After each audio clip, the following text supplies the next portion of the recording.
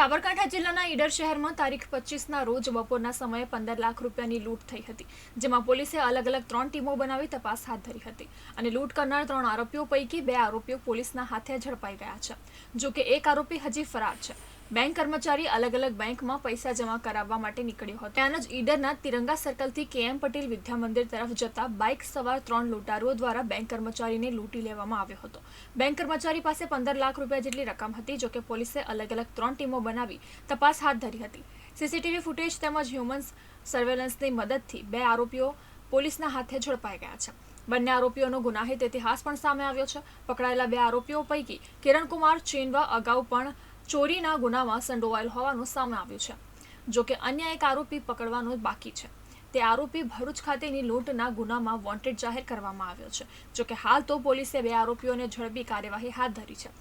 આરોપીઓ પાસેથી પોલીસે 11,86,000 જેટલી રકમ રિકવર। આરોપીઓ દ્વારા લૂંટ ચલાવી ભાડાની કાર લઈ ઉત્તર ગુજરાતના અલગ અલગ સેન્ટરો પર ફર્યા હતા અને ત્યારબાદ પરત હિંમતનગર આવી 3 આરોપીઓ 15 લાખ રૂપિયાની રકમના ભાગ પાડવાના હતા। તે અરસામાં જ પોલીસે 2 આરોપીઓને ઝડપી લીધા હતા, જ્યારે એક આરોપી હાલ ફરાર છે। ફરાર આરોપીને પકડવા માટે પોલીસ ટીમ દ્વારા તપાસ હાથ ધરવામાં આવી છે। આ પૈકી કિરણ ચેનવા છે, એના વિરુદ્ધ અગાઉ 2 પોલીસ સ્ટેશનમાં ગુના નોંધાયેલા છે। હિંમતનગર A ડિવિઝન અને અડાલજ પોલીસ સ્ટેશનમાં ચોરીના ગુના નોંધાયેલા છે। એ સિવાય વિવેક શાહ છે, એનું એક ભરૂચ A ડિવિઝન પોલીસ સ્ટેશનમાં નામ ખુલેલ છે એક ગુનામાં, લૂંટના ગુનામાં। રાહુલનો રોલ એ છે કે એને આ ગુનામાં એમની મદદગારી કરેલ છે।